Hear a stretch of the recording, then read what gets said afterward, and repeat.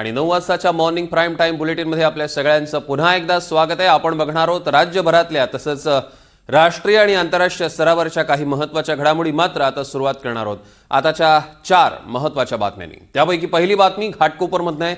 अशोकनगरच्या गौसिया चाळीच्या परिसरात मोठी दुर्घटना घडलेली आहे आणि या परिसरातील नागरिक अगदी शांतपणे झोपलेले असताना तिथे अचानक दरड कोसळली आणि अनेकांचे संसार उद्ध्वस्त झालेले आहेत। आता या क्षणाला तिथे काय परिस्थिती आहे, मदत कार्य कशा पद्धतीने सुरू आहे, सगळं आपल्याला जाणून घ्यायचं याच बातमीपत्रात। आजची दुसरी बातमी पार्ल्यात नाही।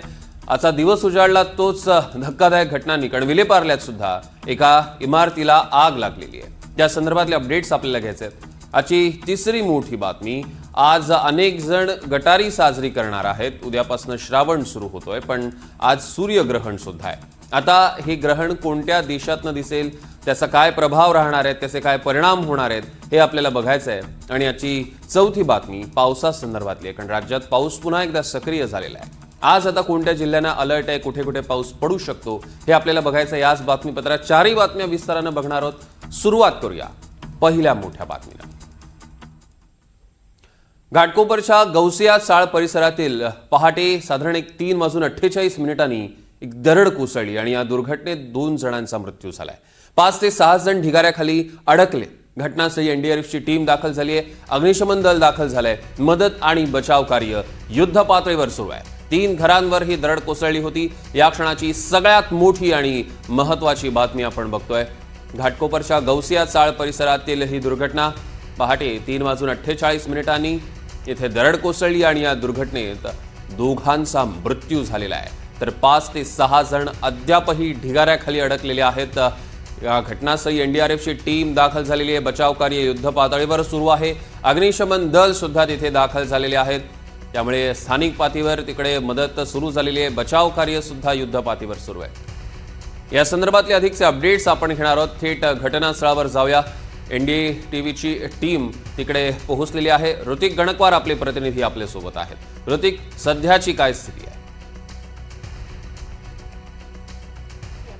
नक्कीच आपण बघतोय की बचाव कार्य जे आहे ते युद्ध पातळीवरती सुरू असल्याचं पाहायला मिळतंय। आपण हे दृश्यांमध्ये हा डोंगर बघतोय आणि ह्याच डोंगराचा काहीसा भाग जो आहे तो खाली असलेल्या घरांवरती कोसळल्याचं पाहायला मिळतंय। जवळपास 5 ते 6 घरं जे आहेत ते या घटनेमध्ये बाधित झालेले आहेत आणि 7 ते 8 लोक अद्यापही या ढिगाऱ्याखाली अडकल्याचं पाहायला मिळतंय, कारण की बचाव कार्य करताना मोठ्या प्रमाणात अडथळे येत आहेत। कारण की सर्व जो गल्ल्यांचा रस्ता आहे आणि थेट टोकाला म्हणजे डोंगराच्या पायथ्याशीच जे घरांवरती ही दरड कोसळल्याचं पाहायला मिळतंय आणि छोटी मोठी नव्हे तर अतिशय महाकाय असे दगड जे आहेत ते थेट घरांवरती आलेले होते। या घटनेमध्ये आतापर्यंत प्रशासनाने जी माहिती दिली त्यानुसार 2 लोकांचा मृत्यू झालेला आहे, 5 ते 6 जण जखमी झालेले आहेत आणि अद्यापही 6 ते 7 जण या ढिगाऱ्याखाली अडकल्याची माहिती मिळते। एकंदरीत प्रशासन जे आहे ते 4 ते 5 वाजेपासूनच या ठिकाणी बचाव कार्य सुरुवात केलेले आहे। जितक्या लोकांना बाहेर काढता आले तितक्या लोकांना बाहेर काढलेलं आहे। आजूबाजूचा परिसर देखील पूर्णपणे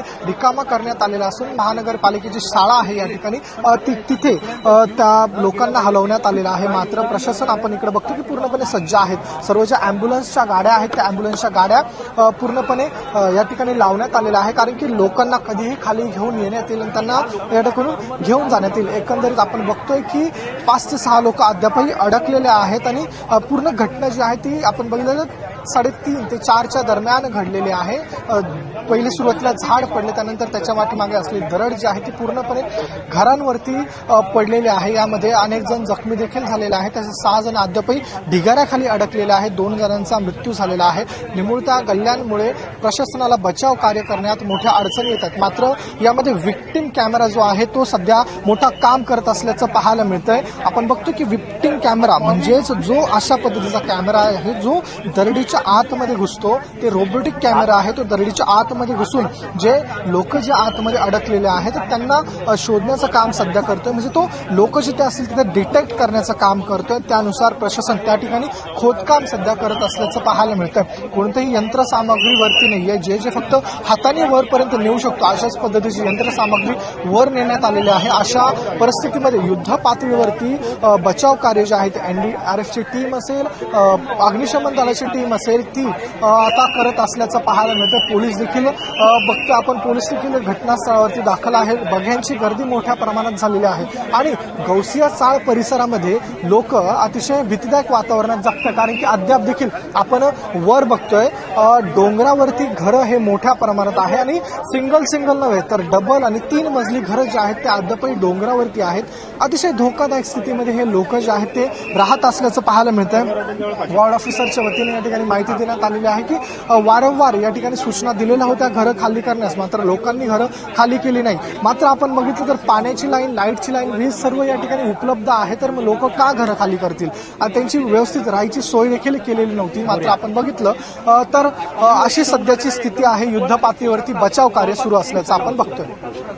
निश्चितच ऋतिक, यावर तुम्ही लक्ष ठेवून असता त्याचे अपडेट्स आम्ही तुमच्याकडनं घेणार आहोत. तुर्तास धन्यवाद. दरम्यान आपण घाटकोपरमधली ही दृश्य बघतोय, काही प्रतिक्रिया सुद्धा आता आपण बघणार आहोत. कौन फंसा हुआ है अभी? कौन है अंदर? मेरा बड़ा भाई है। क्या दुर्घटना हुई है? और बड़े भाई का दोस्त भी है साथ में। 3 बजे गिरा है, 5 बज गए, 6 बज गया, अभी तक कोई नहीं कुछ कर पाया। काली आ रहे, देख के चले जा रहे। पीछे वाले गली में सबको बचा लिए, खाली ये गली में नहीं बचा। कौन दबा हुआ है अंदर? मेरा लड़का है, अभी जा गई रहा था, मैं फोन की थी, बोला मैं अभी आ रहा हूँ, मम्मी डरो मत। तो मेरा लड़का है, एक ये दुकान वाला है, इसका पूरा आप कौन परिवार है? है। मेरी बहन भाई है, 2 छोटे छोटे बच्चे। ये क्या हुआ है? क्या हुआ है? कैसे दबे हुए थे? अब पता नहीं, पहाड़ अचानक गिरा, उसी में सोए। आप लोग इधर रहते, वो लोग वहाँ। नहीं, उधर ही मेरा कितने लोग हैं अंदर अभी? 4 लोग हैं, मेरे 2 बच्चे हैं, 2 मेरे बहन भाई है, इनके बेटे हैं गाँव। बोला मम्मी दिन में कोण होतं तुमचं?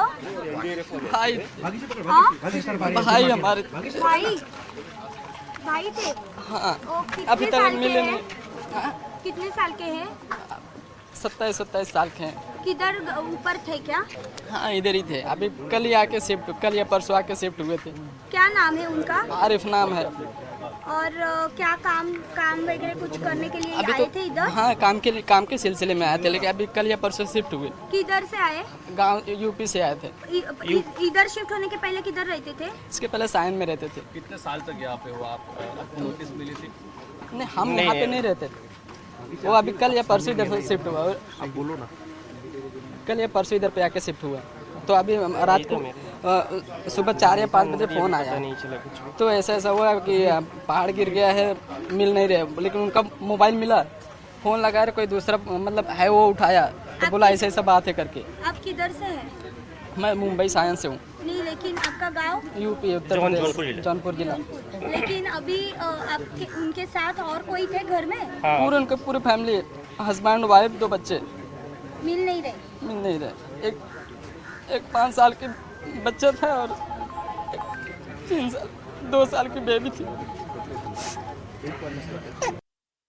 जवळजवळ 4:30-5 तास केलेले आहेत आणि आता इथे आपण बचाव करायचं आहे ते सुरू आहे. आपल्याला बरीच लोक जे आहेत आतून बाहेर येतात, ते रडतात.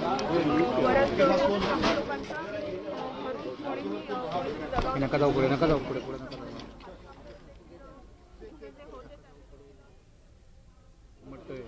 इमारत आहे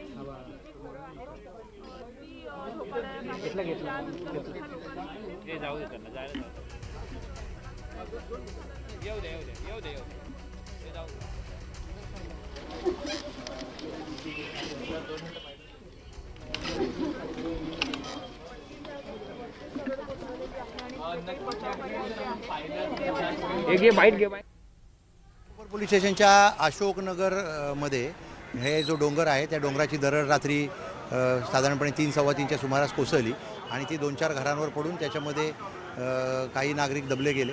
यापैकी 2 मृतदेह आतापावेतो बाहेर काढण्यात आलेले आहेत आणि त्यांना राजेवाडी हॉस्पिटलमध्ये पाठवलेलं आहे.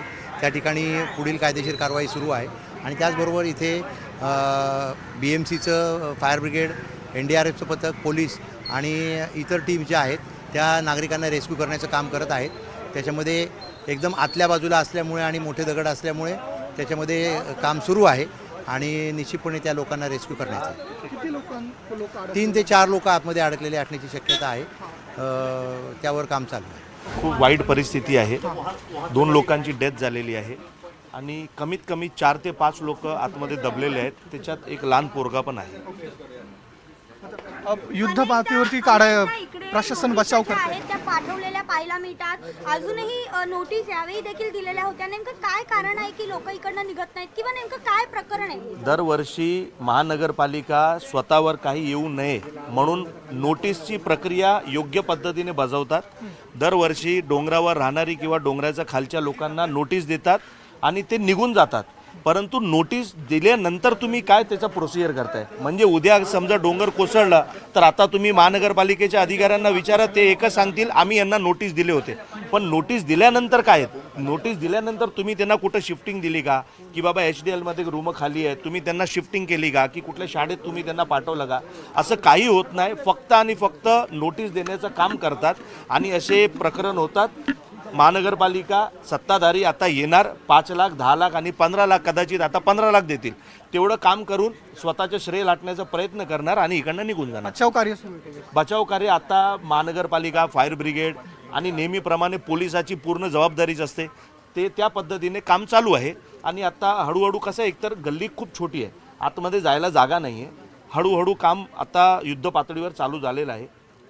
आणि आजची दुसरी मोठी बातमी मुंबईतल्याच विलेपार्लेमधली आहे. विलेपार्लेमधील एका इमारतीला भीषण आग लागली. विलेपार्ले पश्चिमेकडील इमारतीच्या 11व्या मजल्यावर ही आग लागली आणि या आगीत 2.5 वर्षीयांच्या मुलाचा मृत्यू झालाय. 23 वर्षीय महिलेचाही या आगीत होरपळून मृत्यू झाला.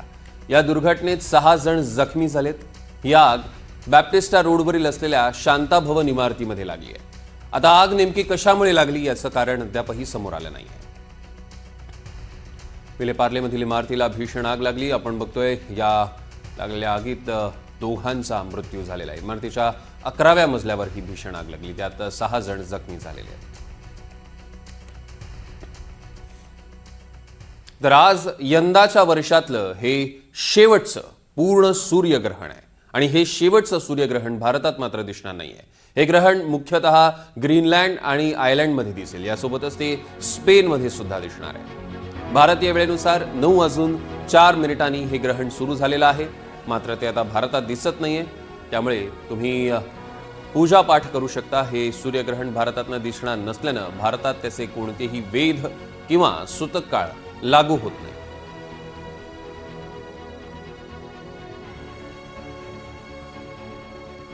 यंदाच्या वर्षातलं हे आजचं अखेरचं सूर्यग्रहण मात्र हे भारतातनं दिसणार नसल्यानं भारतात त्याचे कोणतेही वेध लागू होत नाहीत. त्याचा प्रभाव जाणवणार नाही, सूतक काळ लागू होत नाही.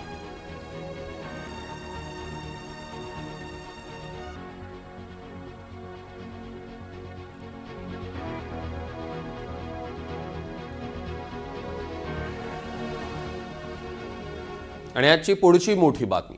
कोकण आणि घाटमाथ्यावर आज पावसाचा जोर वाढण्याची शक्यता आहे. पुणे जिल्ह्याच्या घाटमाथ्यासाठी हवामान विभागानं ऑरेंज अलर्ट दिलेला आहे. पुणे घाटमाथ्यावर जोरदार पावसाच्या सरींची शक्यता आहे. ठाणे, मुंबई, रायगड, रत्नागिरी आणि सिंधुदुर्गला येलो अलर्ट आहे. नाशिक, सातारा आणि कोल्हापूर घाटमाथ्यावरही येलो अलर्ट देण्यात आला आहे. उर्वरित राज्यात तुरळक ठिकाणी विजांसह हलक्या सरींचा अंदाज आहे. ताम्हिणीत गेल्या 24 तासात सर्वाधिक 50 मिलीमीटर पावसाची नोंद झाली आहे. सोलापुरात राज्यातील उच्चांकी 34 अंश तर महाबळेश्वरमध्ये निच्चांकी 18 अंश तापमानाची नोंद झाली.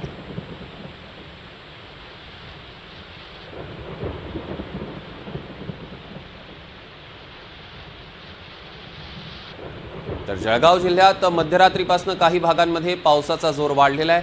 कालपासून पावसाची संततधार सुरू असल्यानं तापमानात मोठी घट झाली आहे. गेल्या 10 दिवसांच्या विश्रांतीनंतर जिल्ह्यात पावसाच्या आगमन झाल्यानं शेतकऱ्यांमध्येही समाधानाचं वातावरण आहे. आपण बघतोय जळगावमध्ये पावसाचा जोर वाढलेला आहे. संततधार सुरूच आहे. आणि आता एक मोठी बातमी राजकीय विश्वातनं. मनसे अध्यक्ष राज ठाकरे मुख्यमंत्री देवेंद्र फडणवीसांच्या भेटीसाठी दाखल झालेत. वर्षा निवासानी दोघांमध्ये ही चर्चा सुरू आहे. मुंबई गोवा हायवेच्या दुरावस्थेबाबत राज ठाकरे मुख्यमंत्र्यांशी संवाद साधणार असल्याची माहिती मिळते आहे. या क्षणाची एक मोठी आणि महत्त्वाची बातमी आपण बघतोय. मनसे अध्यक्ष राज ठाकरे मुख्यमंत्री देवेंद्र फडणवीसांच्या भेटीसाठी पोहोचलेले आहेत. वर्षा निवासस्थानी दोघांमध्ये सध्या चर्चा सुरू असल्याचं कळत आहे. तर शिवसेना पक्षचिन्ह आणि आमदार अपात्रता प्रकरणाची आज पुन्हा सुनावणी होणार आहे. ठाकरेंच्या शिवसेनेकडनं कपिल सिब्बल युक्तिवाद करतायत. दरम्यान कालही या प्रकरणी सर्वोच्च न्यायालयात सुनावणी झाली. युक्तिवादादरम्यान ठाकरे गटाचे वकील कपिल सिब्बल यांनी निवडणूक आयोगाच्या निर्णयावर आणि आयोगाच्या अधिकार क्षेत्रावर काही सवाल उपस्थित केले आहेत.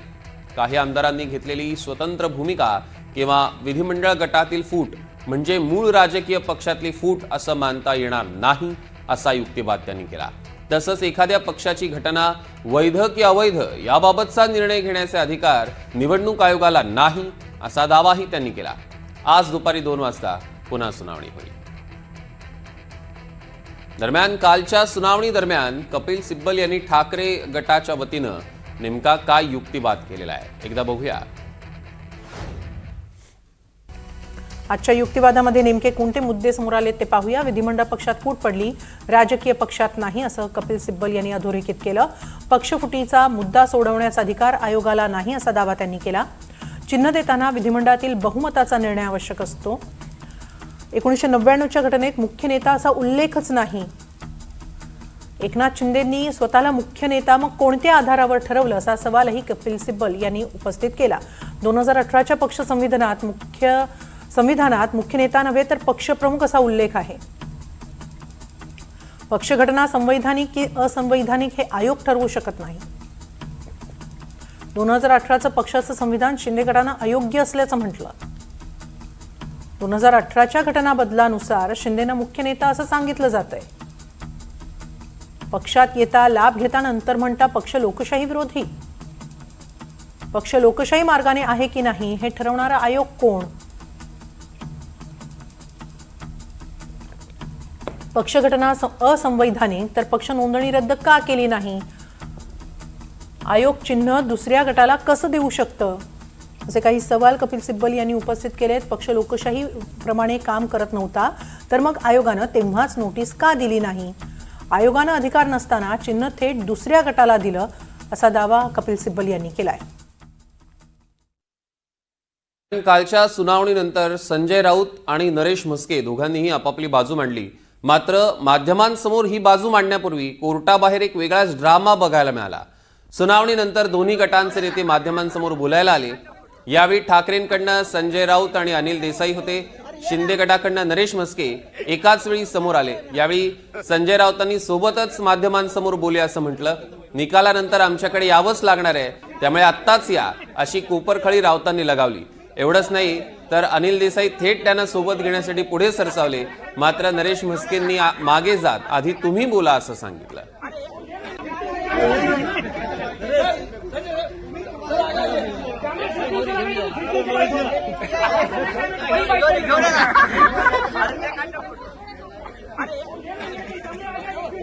अरे ये ना